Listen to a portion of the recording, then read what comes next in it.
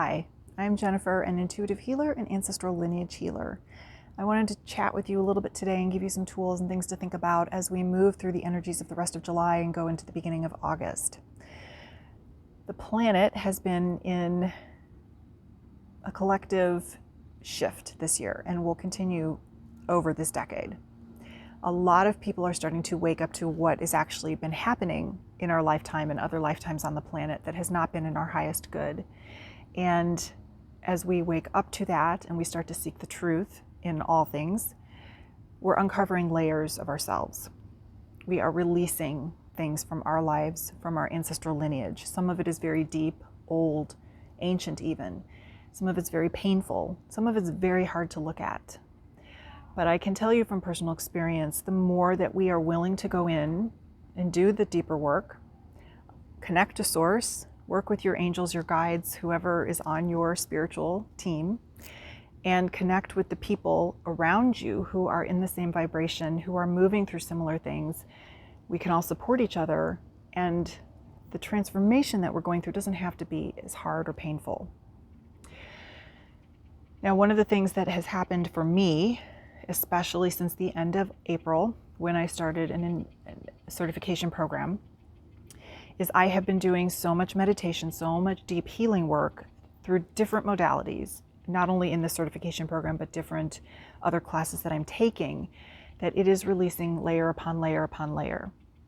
And I've done a tremendous amount of chakra work, which I didn't realize just how much stuff we store in our chakras that holds us back, limits us, creates trauma, drama responses, fight, flight, and freeze responses, and really kind of just messes us up. Makes us unhappy, depressed, anxious, fearful.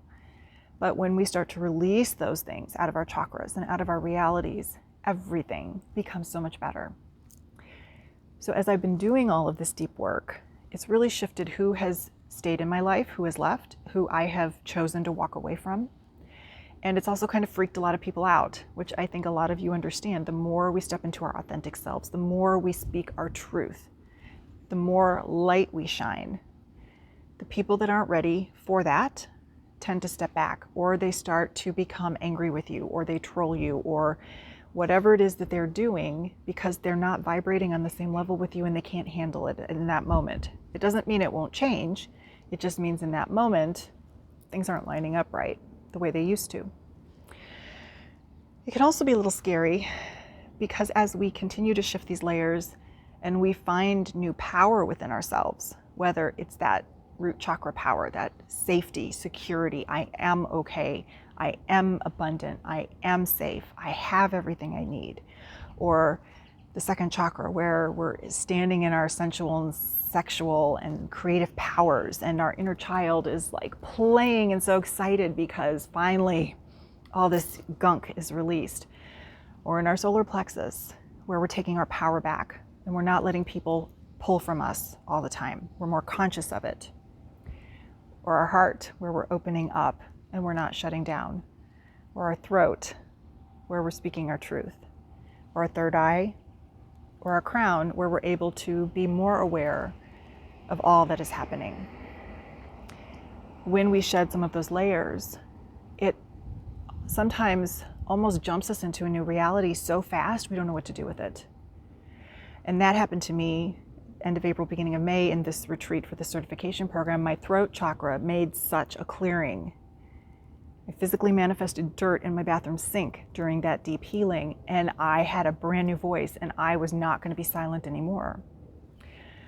Over the last couple of weeks, I've had a lot of conversations with a lot of people. I've done many other meditations, many more deep healings, and it feels like the layers are coming off faster.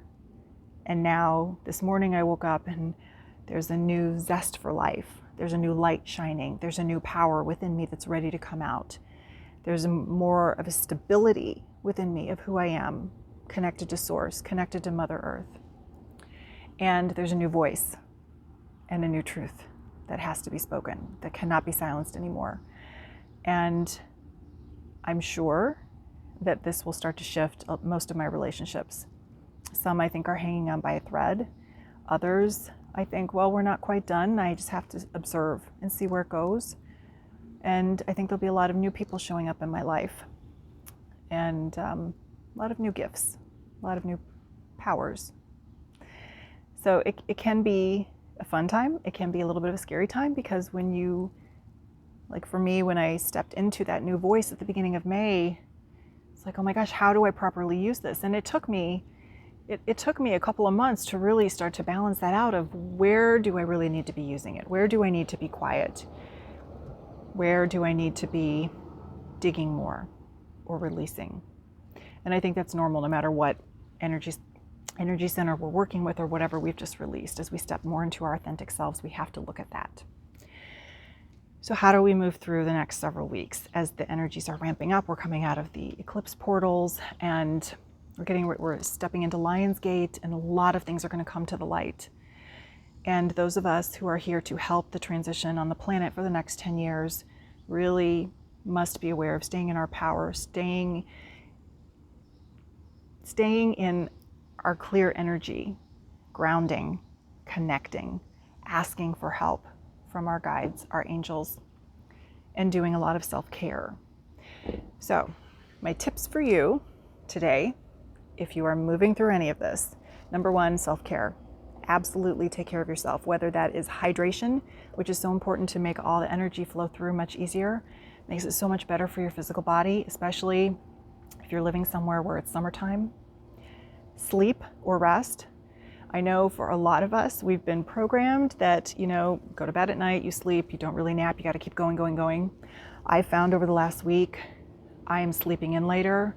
One day last week, I even got up and I went back to bed until 11 in the morning, which I never do. I'm napping with no guilt. I'm just allowing stuff to come through. My mind is wandering, even if I'm not sleeping as I nap. My ancestors are coming through, or awareness is coming through, or another connection of, oh, this is why that happened.